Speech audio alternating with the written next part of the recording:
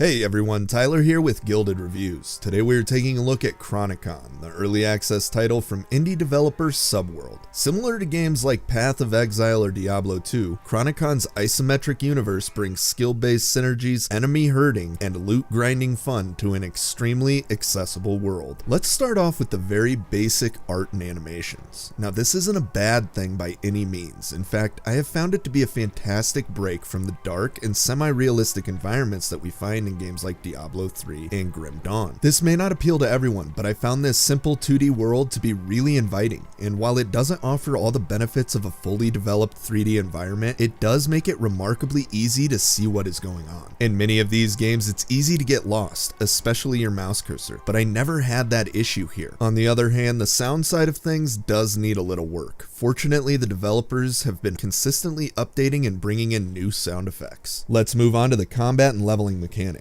Everything here feels very familiar. It plays similarly to any of the aforementioned games. Utilizing random loot and a never-ending leveling system, this game keeps you glued to your seat. Diving a little deeper, let's take a look at the skill trees and just what you can expect from the different classes Chronicon has to offer. Altogether, there are currently 4 classes. We have the Templar and Berserker, which make up our 2 melee classes, and the 2 range classes are the Warden and Warlock. Starting with the melee, the Templar is more of a defense character, while the Berserker focuses more on brute strength. And for the range, the Warden is an archer with the longest range in the game, and the Warlock has a little less range, but offers more damage. Keep in mind, by the end of the game, most of the characters play very similarly to one another. They have different skills and builds, but essentially you will be running from one group to the next, using skills that synergize together. And it's fun to watch. Every class has skills that seem to bounce between each other, causing effects that radiate through enemy hordes. Also, it all starts much sooner than in games like Diablo 3. The map is laid out in a way that makes it easy to grind enemies. There are not many wide, empty areas, and the baddies are all close together. The elites are sprinkled in nicely too, giving you an increased drop rate randomly through your run. I love these kind of games for this reason alone. Always looking for the next upgrade and knowing it could drop at any time will keep me coming back long after my initial playthrough.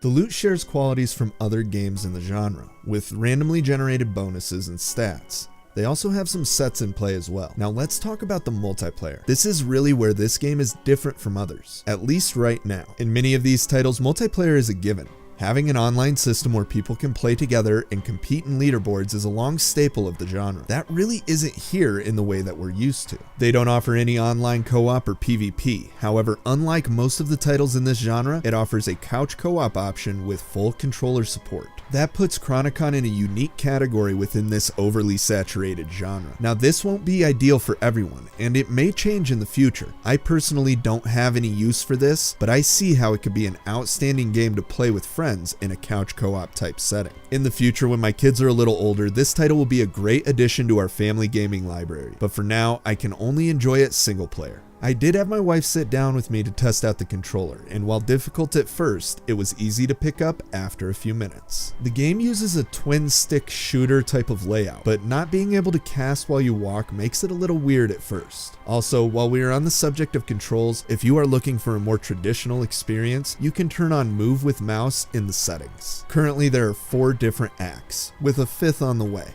Each act has multiple areas to clear through, and once it's all said and done, you can start working on the endgame. The endgame is pretty simple right now, offering randomly generated anomalies that allow you to continue grinding forever. Subworld has big plans for the endgame content, and I can't wait to see what they bring in. Chronicon also offers a story, but like many of the games in this genre, it is overshadowed by its mechanics and loot-based grinds. And really guys, that is about it. In conclusion, this title is perfect for those who have someone nearby to sit down and play. It also fills that gap left by Diablo 2 if you are tired of games like Path of Exile or Grim Dawn, albeit in a less spectacular way, but it does fill that void. The addition of controller support is nice. Being able to sit back and play this through my Steam link has been way more fun than I originally thought it would be. Overall, if you like isometric RPGs, you could easily get a good 15 to 20 hours just leveling up one of the classes and exploring the different skill trees. On a side note, the game makes it easy to respec, giving you even more freedom with your skill points. If you are like me and get addicted to the grind, then the sky's the limit with playtime. I see myself easily bringing in 50 to 70 hours just exploring the different classes and builds they have to offer. Keep in mind, hours played is very subjective for this type of game.